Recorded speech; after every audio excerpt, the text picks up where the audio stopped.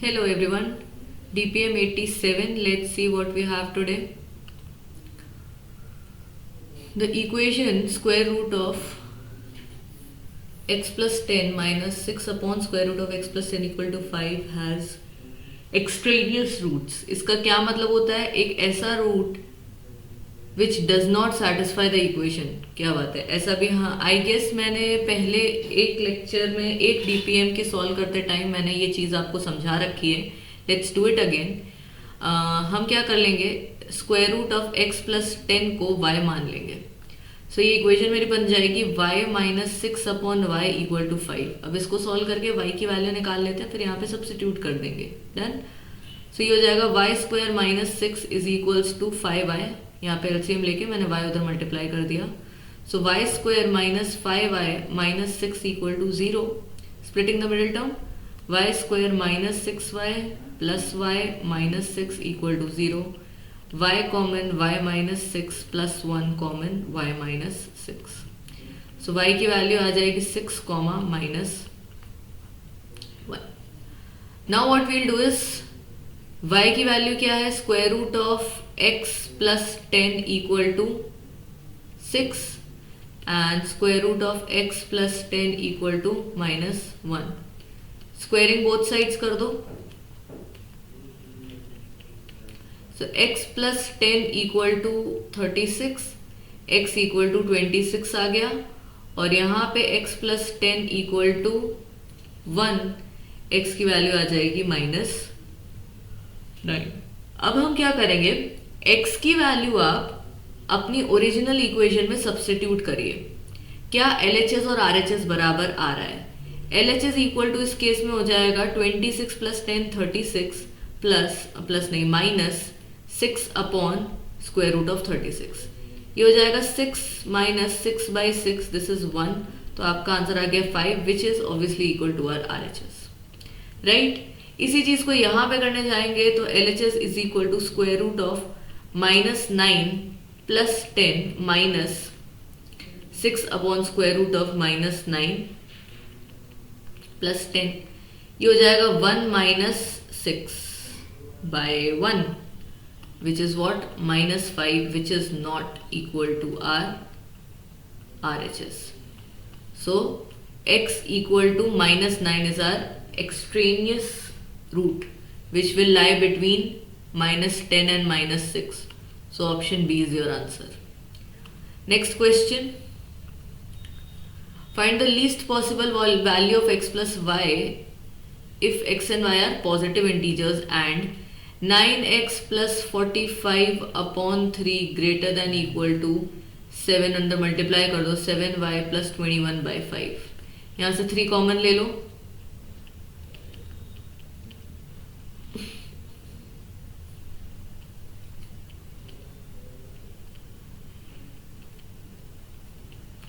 Three से 3 cancel हो जाएगा. डन. इसके बाद क्या करेंगे हम, 5 इधर मल्टीप्लाई कर दो, 15x plus 75 greater than equal to 7y plus 21. ठीक है. अब ये हो जाएगा 7y माइनस 15x, ठीक है, लेस देन इक्वल टू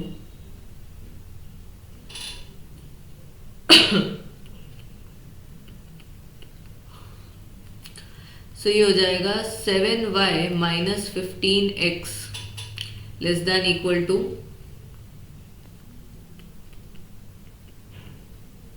54. ठीक है. अब x और y मेरे पॉजिटिव इंटीजर होंगे. ठीक है. सो अब मेरे को 7y माइनस 15x की वैल्यू जो है वो 54 से छोटी होनी चाहिए. x और y मिनिमम क्या हो सकता है, 1 और 1. करेक्ट. उसको डाल के देख लो, 7 minus 15 which is what, negative का नंबर. अब negative value will always obviously be less than 54. तो मिनिमम वैल्यू ऑफ x और y क्या हो जाएगा, 1 and 1, because x and y हमको क्या दे रखा है, पॉजिटिव इंटीजर्स. तो x प्लस y की minimum value will be 1 plus 1 which is 2. Option B is your answer. Okay. Next question.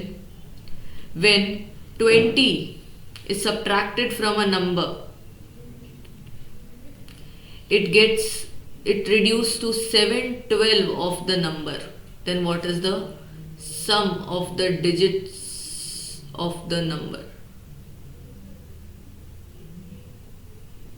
Sum of the digit of the number. ठीक है, इसको सॉल्व कर लेते हैं. 12x minus 240 is equals to 7x. ये हो जाएगा 5x is equal to 240. x की वैल्यू आ जाएगी आपकी 48. So I guess they were not asking about the sum of digits, they were asking about the number. So 48 will be your answer. Next question. 3x plus 3y is equal to 22 and 7x plus 10y equal to this. So मैं ऐसे लिख लेती हूँ 7x, ये minus 11y इधर जाएगा तो ये हो जाएगा प्लस 21y इक्वल टू 154. तो x और y की वैल्यू निकालनी है. अच्छा, एक चीज मेरे को यहाँ पे दिख गई, अगर आपको ना दिखी हो यहाँ पे सोल्यूशन नहीं निकलेंगे. क्यों? क्योंकि एज सून एज आप यहाँ पे x को एलिमिनेट करने के लिए 7 से मल्टीप्लाई करोगे तो x का कोफिशिएंट तो चलो भले 7x हो जाएगा, y का कोफिशिएंट 21y हो जाएगा, which means a1 bye b1 और a2 बाय b2. मतलब क्या, x का कोफिशिएंट का रेशियो और y के कोफिशिएंट का रेशियो जो है वो बराबर हो गया, which is not equal to c1 by c2. मतलब ये क्या है, लाइंस पैरेलल लाइंस है. यहाँ पे x और y की कोई वैल्यू ही नहीं मिलेगी, तो answer will be option C, none. ठीक है. Next question. If 51x plus 17y is equal to 15 and 33x plus 11y equal to m. If it is given, if the given pair of equation is inconsistent, then what? Then m की value क्या होनी चाहिए? इस question को सीधा solve करने के बजाय उल्टा सॉल्व करो. तो मान लो कि ये कंसिस्टेंट इक्वेशंस हैं. कंसिस्टेंट इक्वेशन की ये क्या होती है, कंडीशन क्या होती है, a1 बाई a2, ये मैंने थोड़ा गलत लिख दिया था, यहाँ पे a2 होगा, b1 बाई b2 होगा. ठीक है. a1 by a2 is equal to b1 by b2 is equal to c1 by c2. ठीक है. मतलब क्या, 51 by 33 equal to 17 by 11 equal to 15 by m. ठीक है. अब ये तो ठीक है, ये 3 से काटेंगे तो 17 बाई 11 हो जाएगा, but 17 by 11 is equal to 15 by m कर दो तो m की वैल्यू मेरे को क्या मिलेगी, 15 into 11 upon 17. This will be 165 upon 17.